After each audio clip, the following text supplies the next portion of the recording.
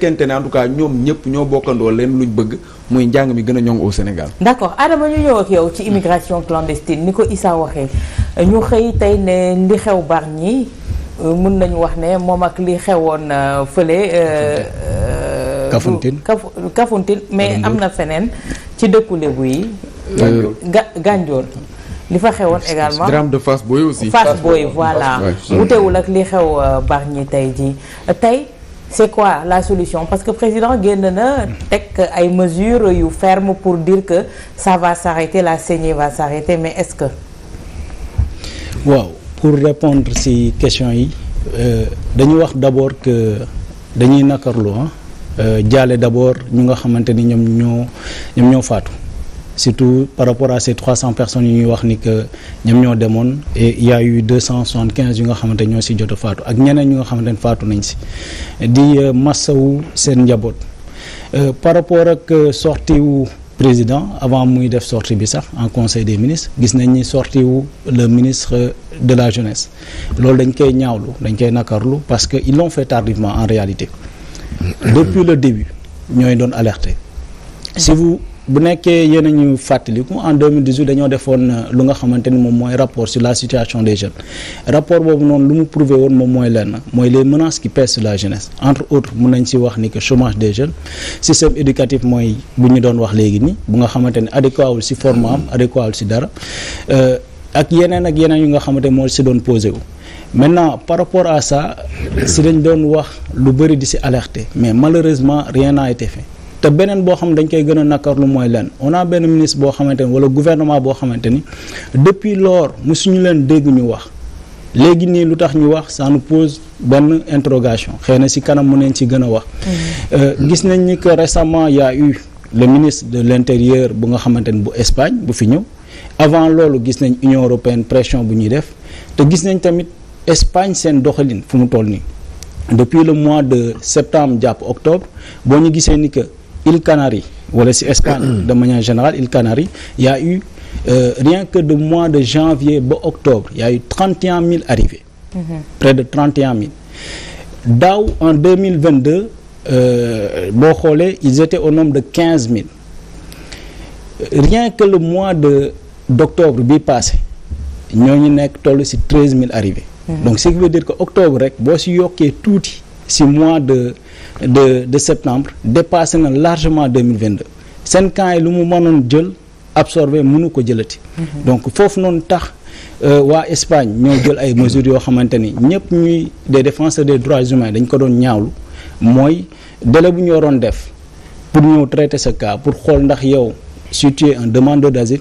wala jeune nga wala koo xamante ni daal pas jeune mais enfant nga ñu ñëw téye la ñeneen ñëpp dañ leen rapatrier d'ailleurs moom moo suscité première vague bu nga xamante ni vol charter bu tax ñu rapatrier leen xëy na loolu dinañ ci ñëwaat mais pour répondre concrètement ci sa question lii di sortie wu président bi moom peut-être bon mën nañ wax ni que def na ko nañ applaudir mais duñu applaudir trop parce qu'ils l'ont fait tardivement. Mais est-ce que deful début de solution bu fekkente ne tey quand même nit ñi li ñu soxla mooy ay saafara mal problème baa ngi fii ñu bëree bëri wax nañ ci causes yeeg yooyu noonu ñiy tiire ci gouvernement bi coow li fii mais ci saafara yi par rapport ak li mu def est-ce que du benn début quand même de solution boo xam ne mën nañoo xaarandi espérer mu indi dara mooy fexe ba mën leen a téye ici au Sénégal point de départ yeeg yooyu ñu mën koo gàllankoor. waaw début de solution xam nga ñun fan lañ doon espérer début de solution moom mooy d'abord que moom mu jël benn engagement ferme engagement boobu moom mooy njëkk a def lan mooy def l'état des lieux mooy auditer l'argent bu nga xamante ne moom moo fi jot a dugg par rapport à la migration de 2005 à nos jours au-delà de ça ñëw def benn évaluation gis nga am na conseil si vous vous rappelez bien en 2021 d'ici la génnoon benn décret boo xamante ne portant sur création du conseil national pour l'insertion de la jeunesse n'est-ce pas de 2021 à aujourd'hui pour rappeler boobu c'était décret 2021-172 muy le 27 janvier 2021 mu nekkoon benn contexte bu particulier n'est-ce pas depuis lors conseil boobu noonu lan la jot a def ba léegi nii est-ce que évaluer nañ ko xool nañ taxawaayam si loolu ñu weesu loolu nga gisaat yeneen yoo xamante ni jotoon nañ ko wax muy d'abord récemment le mois d'août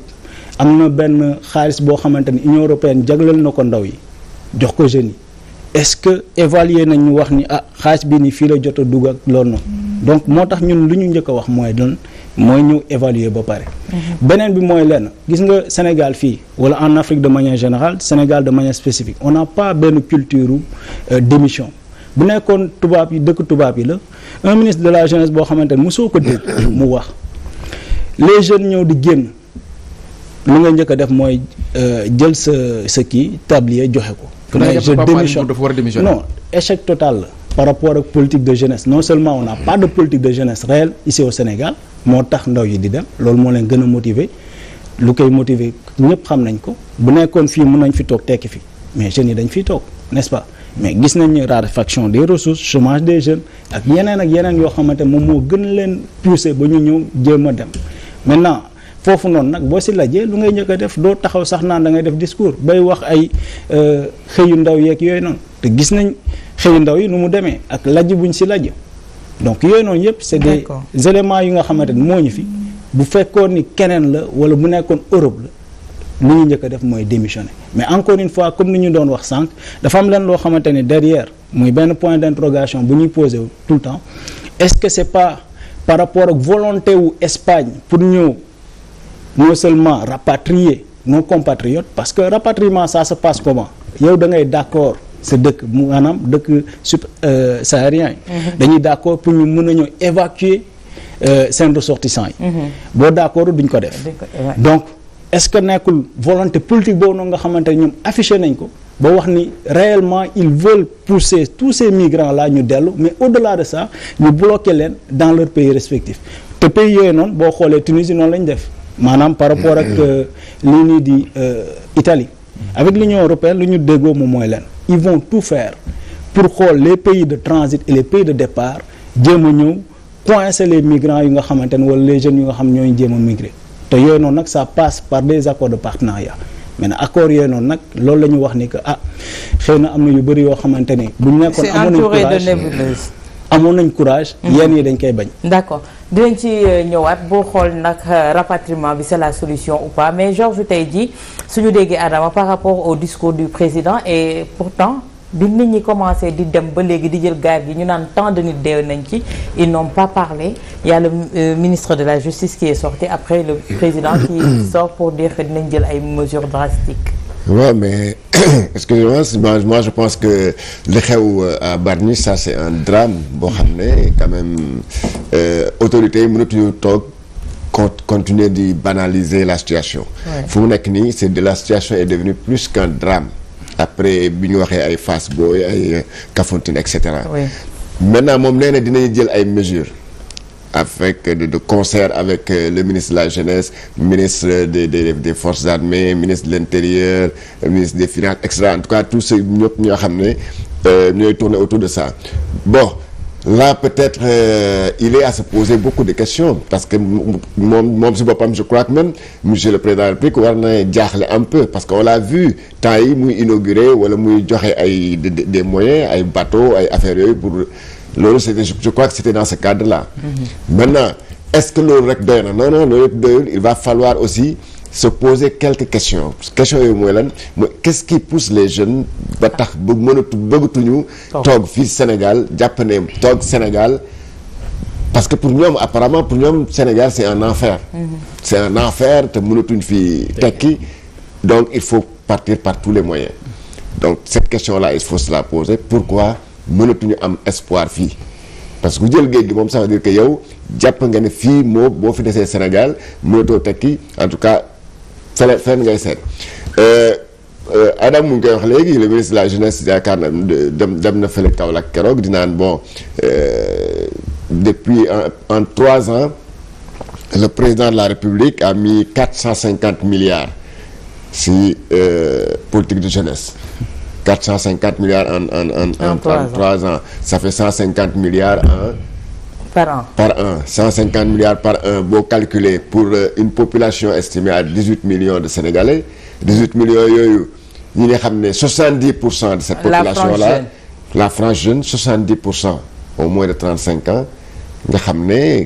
150 milliards pour 18 millions de trucs c'est insuffisant buy naan aussi qu'ils ont créé 66 000 emplois 66 000 emplois, il va falloir maintenant... Mais il nous avait vendu 500 000 emplois 500 000 emplois, oui. Donc, et c'est quel emploi d'ailleurs? Parce qu'il y a emploi, il y a travail. Emploi et travail beaucoup. Xam nga emploi mooy loo xam ne bu ñuy wax emploi kay mooy emploi un emploi durable dégg nga emploi boo xam ne nit ki mën na si nekk pendant un certain temps mais bu fekkee ne c'est juste un emploi précaire. comme ñu jël la nga dem liggéey si BRT bi wala ngay pendant qu'on est en truc là wala nga nekk si dans des chantiers nga xam ne c'est juste pour 1 mois 2 mois. ça jëndal la Jakarta. waaw mais ça c'est pas un travail boo xam ne loolu c'est pas un emploi. D'accord. da nga am liggéey rek pour l'instant mais xamoo pour combien de temps. Donc ça je crois que loolu warul nekk loo xam ne dañ koy boole naan voilà les 66 000 emplois qu'on a créés. D'accord mais Pape tey ci Adama mi ngi ko doon junj également bu fekkee ne dañuy signer des accords pour les rapatriements également yemuñu ci accords yooyu signé ko ci papier kese dafa ànd ak benn gafaga gu dun guñ koy booleel également te nee na évaluer ñu woon ci bu njëkk ba xool xaalis boobu fan la dugg tey jii est-ce que du loolu également moom mooy frustrer ces jeunes qui partent à l'immigration mais également tenter de les ramener encore une autre bombe. Oui tout à fait xam nga déjà la première vague bi nga xam ne ñun moom mun nañu jàpp ne que c'est la première vague c'était à partir des années 2004 2005 2006 2007 c'est la première vague bi nga xam ne marqué na les esprits par le nombre de morts et par le nombre d'arrivées en Espagne loolu bi mu amee effectivement à l'époque c'est le premier ministre espagnol José Luis Zapatero moo déplacé wu ñëw fii Sénégal signé ci yoon ay accords yi nga xam ne boobu nañ njëkk établir signer un accord bi nga xam ne Frontex dañ koy déployer fii Frontex boobu nag ànd ak ay moyens hyper conséquents ca jamono jooju ñu gis ko au niveau des services des forces de défense et de sécurité ñu doter leen de moyens vraiment de véritables moyens ay auto ay quad pour des patrouilles sur la plage ay vedettes ay ainsi de et même Frontex avait loué des avions yi nga xam ne dañu doon survoler l'espace maritime sénégalais pour la surveillance côtière sans compter nag les primes yi nga xam ne ak dotation essence bi nga xam ne moom nañu tegoon à la disposition du gouvernement sénégalais le problème au-delà de ça mooy d'abord une partie de l'accord mu amaat beneen accord bi nga xam ne day fixer les jeunes au Sénégal mooy benn le plan REVA l'Espagne finance le plan REVA l'Espagne finance également ce qu'on appelait à l'époque l'immigration choisie mooy que au lieu xaye di jël gaal yi vous Sénégal on vous laisse le choix de nous choisir des gens des jeunes yi nga xam ne qui peuvent venir travailler contrat saisonnier. Voilà contrat saisonnier yooyu alors foofu mujje mooy que c'est un scandale bi nga xam ne ba tey ji mu ngi au tribunal on l'a pas tranché mooy ay jaayum visa la mujjee c'est-à-dire les vrais ayants droit n'en ont pas profité plan REVA bi les vrais ayants droit n'en ont pas profité président Macky Sall bi mu yéegee à l'époque étant premier ministre parce que c'est lui premier ministre à l'époque moom moo géré woon ce dossier bi mu ñëwee en 2012 comme président de la République li ñu doon xaar ci moom mooy mu def justement cet audit de ces sommes là musul am donc de 2012 à maintenant ce qui s'est passé surtout particulièrement cette année c'est un remake de ce qui s'était passé en 2007 gisuñu ba tey ji aucune évaluation Adama mu ngi rappeler tout de suite l'exemple de la Tunisie mais boo xoolee le phénomène de l'immigration c'est benn genre business odieux il faut dire les mots Tunisie quand ils ont voulu stopper quand ils ont voulu de l'argent plus tôt qu'est-ce qu'ils ont fait ils ont ouvert les vannes tout à fait surveillé tuñ dara xoolatuñ dara quand l'Italie a été submergée l'Union européenne était obligée de se déplacer ñëw ba Tunisie wax ak ñoom première enveloppe sur la table 1 milliard d'euros 1 milliard bi pour lan la ñu ne bon vous allez créer des industries ici pour retenir les subsahariens di ñëw ñu waroon jàll à la deuxième tranche ba léegi décaissé guñ ko quand on a vu de l'autre côté Union européenne di négocier ak Maroc qu'est-ce que la Tunisie fait elle rouvre les vannes ba tey ji ils vont encore négocier pour de l'argent donc tey bu ñu gisee cette facilité bi nga xam ne déconcertante qu'on a alors qu'on nous dit qu'on a investi des milliards et des dizaines de milliards pour la surveillance de nos côtes mais on surveille quoi moom laa bëgg a xam et sur le retour justement ces rapatriements là c'est des accords comme Adama l'a dit c'est-à-dire chaque pays souverainement mooy reconnaître ni que man d'accord naa samay ressortissants nga indi leen mais le drame dans ces accords là awa xam nga mooy lan mooy y en a des pays quand ils signent ils vont pas signer pour leurs ressortissants ils vont prendre la responsabilité yeneen ressortissants subsahariens yëpp bu ñuy rapatrier nañu rapatrier Sénégal. C'est ce qui s'était passé en 2007 bii booy di ñëw Guinéens yi ak Maliens yi ñu wàccee leen fële ci Dakar Bango avec 10 000 francs et benn sandwich. Issa. oui ci côté boobu sax laa bëgg a ñëw parce que déjà ñi ngi wax ay solutions. bon lu may ajouter rek mooy Tunisie actuellement lu fa xew dafa grave. parce que lu ñu mujjee def depuis le mois d'août moom mooy dañoo doon dajale tous les subsahariens dajale leen mooy sortie après sortie wu seen président dajale leen ñu sànni leen ci pays frontalier muy Algérie ak Libye te ñooñu noonu bu ñu demee ba ci biir ba ci nu ñuy mujjee mooy dem ba ci désert Niger bi sànni leen foofu noonu bu ñu fa demee nag ñu ci bëri ils sont bloqués là-bas d'ailleurs moom moo tax ñu bëri ay sénégalais yu bëri yoo xamante ne dañoo doon yuuxu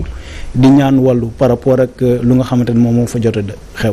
te malheureusement ces pays là muy subsahariens dañu ñëw rek toog noppi duñu ñëw sax dal wala teg ay daan wala jéem a ñëw sax jëli seen ressortissants c'est vrai que amoon na benn vague bu commencé woon am mais malheureusement ba léegi ni y a pas mal de d'Africains subsahariens yu nga xamante ni fu ñu mujjee moom mooy dañuy dee ci désert bi surtout lii si côté fi Pape Sané di waxee sànq parce que sànq mi ngi wax waxu rapatriement moo tax ma doon la laaj des solutions yi benn yéen li ngeen di sàkku mooy déjà wax ngeen démission ministre bi nga xam ne moom lañ dénk wàllum ndaw ñi beneen bi muy ñu auditer yenn yi nga xam ne tegoon nañ ko fi mais à part loolu gaal yi ñuy jël par jour nga xam ne mën nañ ko sax di def bilan comme ni ñu doon defee bu Covid bi ban solution yéen moom ngeen di proposer yéen ñi nga xam ne yéen a siy liggéey pour que mu arrêté bu fekkente ne après dañuy xoolaat yeneen parce que tegi usine ak yooyu ça prend du temps. waaw xam nga mooy lu ñu doon wax rek. tey jii ne boo doon implanté wala nga doon tabax fii nii di nga njëkk a ñëw xool terrain bi ndax ñaata étage la war a def ak yooyu noonu mooy audité bi. bu ñu audité ba pare leneen lu ñuy def moom mooy sànq waxoon na lu nga xamante ne moom mooy contrat saisonnier yu amoon te jotoon na amaat sax. si magistère le président Macky Sall. on s'est dit am na ñu nga xamante ne ñooñu des foofu noonu mais pourquoi pas jël ñooñu noonu des fa xool par rapport à ces contrats. yi nga xamante mooy saisonnier bi permettre leen ñoom ñu liggéey avant ñuy ñëw di leen rapatrier parce que gis nga rapatriement boobu noonu lu muy andi mooy sentiment de frustration par rapport à la société da nga ñëw wane ni que yow tu as échoué te échoué boobu noonu non seulement